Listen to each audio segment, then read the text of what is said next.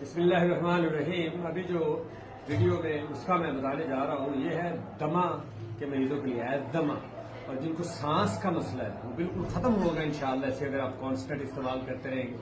کرنا کیا ہے آپ نے لینی ہے وہ ہوتا ہے سوما کلپا، اس کی 5 شاخیں، سوما کلپا کی 5 شاخیں، اور پیپل کا درخت ہوتا ہے اس کا 1 پتا، اور گلے بنفشہ وہ 1 چٹکی، یعنی اتنا سا گلے بنفشہ ہو. تو اس کو آپ نے 2 گلاس پانی میں ڈالنا ہے اور اس کو بوائل کرنا ہے آپ نے. جب وہ 1 گلاس رہ جائے تو پھر اس کو اتار کے چھان کے اس کے اندر شہد 1 چمچ مکس کر کے اس کو نہار پیٹ صبح اور شام پینا ہے. تو اس سے ہوگا کیا، اس سے سانس کا مسئلہ حل ہوگا. تھوڑا سا چلنے سے سانس پھولنا شروع ہو جاتا ہے وہ حل ہوگا. اس سے کھانسی جو ہے وہ بالکل اس میں ریلیف ہوگا. اور اسے تھوڑا کانسٹنٹ استعمال کریں تو دمہ انشاءاللہ العزیز اس سے ختم ہوتا ہے. یہ بڑی ہی خاص چیز ہے، یہ ایک سنیاسی نسخہ ہے.